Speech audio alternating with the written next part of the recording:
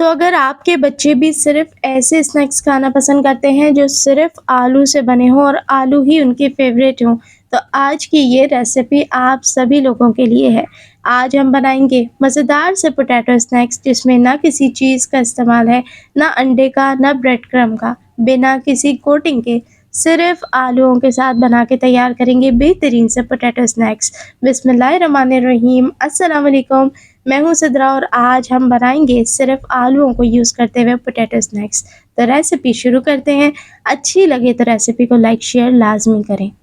तो यहाँ मैंने 4 आलूओं का इस्तेमाल कर लिया है जिसका छिलका आप लोगों ने रिमूव कर देना है। बहुत ही ईज़ी सी रेसिपी है, ना आलूओं को उबालने का झंझट है और ना ही किसी कोटिंग वग़ैरह का। आराम से आलूओं को सिर्फ़ और सिर्फ़ आपने छिलका उतार के रेडी कर लेना है, ना आपने आलूओं को वॉश करना है इस स्टेज पे और ना बॉयल करना है। तो बेसिकली इस किस्म का ग्रेटर हर एक के घर में मौजूद होता है और इसकी जो बारीक वाली जाली है वहाँ से आपने आलूओं को बिना धोए डायरेक्टली छिलका उतार के ग्रेट कर लेना है। हमें आलूओं को इतना बारीक ग्रेट करना है जितना कि सेवइयाँ होती हैं और इसके बारीक वाली साइड से ईज़िली ये देखें बिल्कुल सेवइयों की तरह से आलू ग्रेट हो जाएँगे। तो झटपट से अब हम सारे आलूओं को पहले जल्दी-जल्दी से ग्रेट कर लेते हैं और उसके बाद अपने ये मज़ेदार से स्नैक्स बनाना शुरू करते हैं। तो यहाँ देखें अल्हम्दुलिल्लाह चारों आलूओं को मैंने बहुत अच्छे तरीके से ग्रेट कर लिया है। पीछे जो आपको थोड़े ब्राउन से आलू दिख रहे हैं ना, वो मैंने थोड़ा पहले ग्रेट करे थे तो उसका कलर आपको पता है थोड़ा चेंज हो जाता है। अब आपने क्या करना है कि एक बाउल के अंदर बिल्कुल ठंडा चिल्ड पानी ऐड करना है और उसमें थोड़ा-सा नमक शामिल कर दें और अब ये तमाम आलू आपने इस ठंडे पानी के अंदर शामिल करने हैं और 3 से 4 दफ़ा ये सेम प्रोसीजर आपने रिपीट करना है कि इन आलूओं को आपने एकदम ठंडे पानी के साथ वॉश करना है। जी हाँ, शुरू में तो हमने वॉश नहीं करा, लेकिन अब बेसिकली क्या है कि हमें आलूओं के अंदर से सारा जो स्टार्च होता है इनका उसको रिमूव करना है जिसके लिए ठंडे पानी का इस्तेमाल करना लाज़मी है। अब आप ये देखें ऊपर इसके वाइट कलर का आपको झाग सा नज़र नज़र आ रहा होगा ना, ये झाग क्या होता है?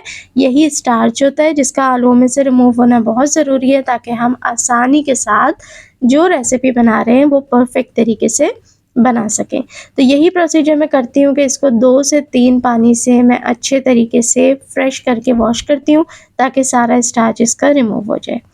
उसके बाद आपने क्या करना है, दोनों हाथों में इस तरीके से प्रेस करते हुए आपने सारा जो पानी है इस दफ़ा आलूओं में से रिमूव कर लेना है और बिल्कुल ड्राई आलू हमें एक साइड में एक बाउल में जमा करने हैं।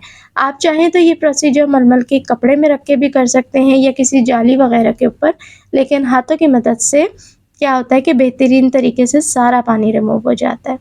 अब इसके अंदर जाएँगे कुछ स्पाइसेस, आधा चम्मच ऐड करी है काली मिर्ची का पाउडर, चिकन पाउडर ऐड करेंगे 1 टेबल स्पून, ऑरिगेनो जाएगी 1 चौथाई चम्मच, साथ ही शामिल करेंगे आधा चम्मच भर के लहसुन पाउडर और इसके अलावा कसूरी मेथी पाउडर जो होता है उसको आपने ऐड करना है 1 चौथाई चम्मच।